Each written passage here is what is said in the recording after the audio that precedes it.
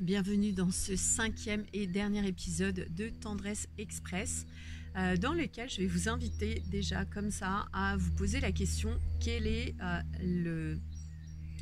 la sorte de tendresse qui me manque le plus au quotidien dans ma vie? Qu'est-ce qui me manque le plus comme forme de tendresse dans ma vie?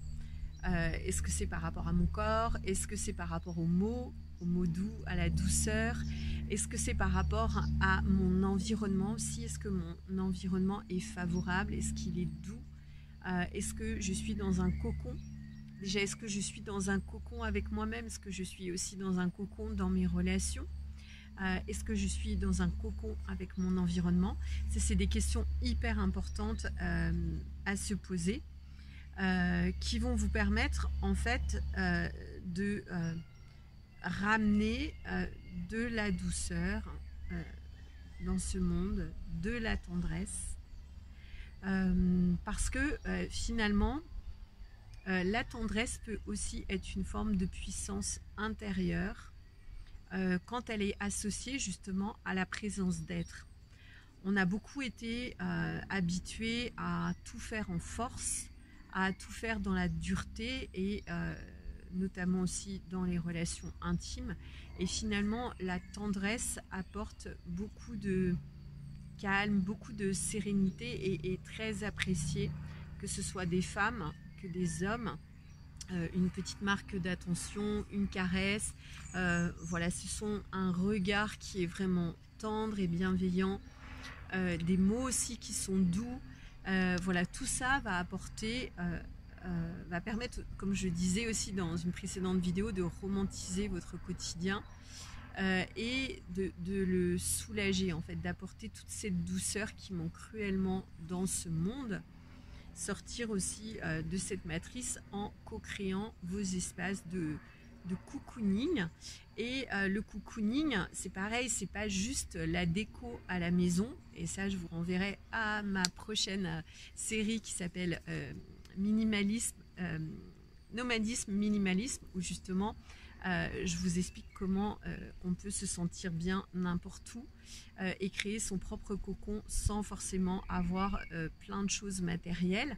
Et c'est vrai que des fois, entre guillemets, sans faire de pub, mais plutôt que de passer son week-end chez des grands noms de l'ameublement pour essayer de se faire un petit environnement cocooning, et ben en fait souvent on va pas être rassasié, parce qu'une fois qu'on a installé ces petits coussins, ces petites bougies, ces petits cadres, on a l'impression qu'il manque toujours quelque chose. Et en fait ce qui manque, ben, c'est vous en fait.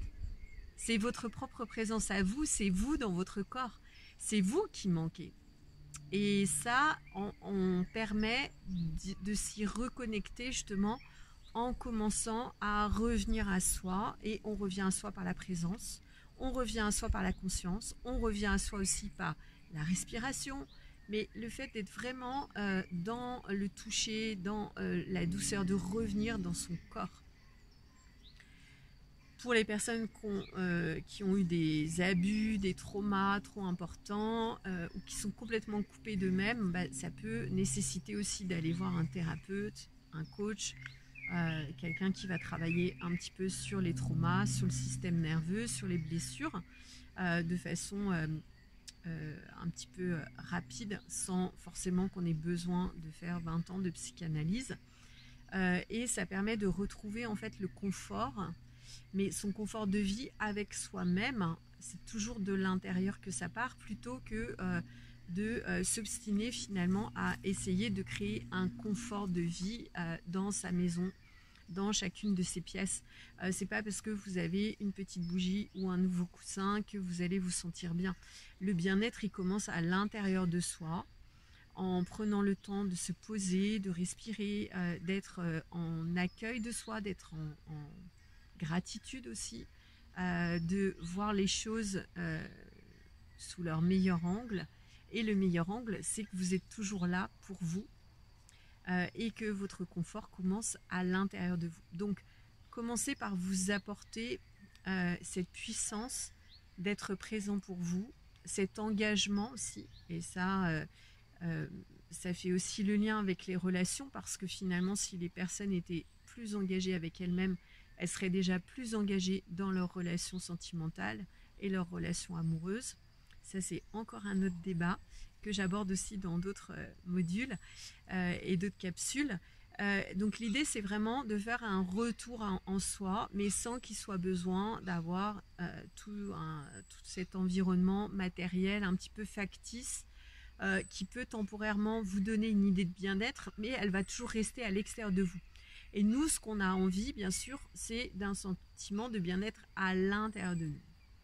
Voilà, et que ce sentiment soit pérenne, qu'il soit durable, et que même si on traverse des petites crises émotionnelles, comme j'en parlais dans l'épisode 3 ou 2, je ne sais plus, de pleurs, de tristesse intense, qu'on arrive à bien vivre les choses et qu'on reste toujours engagé avec soi, connecté avec soi, présent avec soi, conscient de tout, en fait, du maximum de ce qui se passe à l'intérieur de nous, que ce soit sur le plan émotionnel, le plan mental, le plan sensoriel, le plan corporel, le plan spirituel. Voilà, qu'on soit reconnecté aussi à toutes les énergies qui nous traversent, notamment notre énergie sexuelle, qui peut aussi être un appel finalement à plus de douceur, plutôt que de toujours satisfaire finalement les dictates des programmations matricielles sociétales qui nous font croire que c'est par la force, par la rapidité, par la dureté finalement qu'on va réussir à obtenir des choses qui nous satisfont. Voilà, petit aparté, non, les choses qui nous satisfont, en fait, c'est la connexion à soi, c'est l'intimité à soi, c'est la présence à soi, c'est de pouvoir être en confort avec soi-même, dans son petit cocon.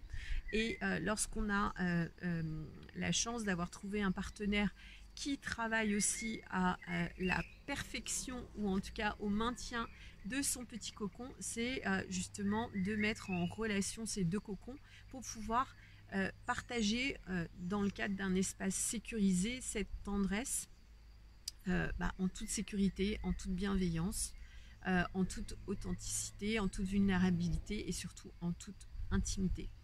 Donc à vos cocons, fabriquez-vous des cocons de tendresse si vous avez besoin d'être accompagné sur ce chemin finalement de la reconnexion à vous-même, que ce soit à votre corps, à vos émotions.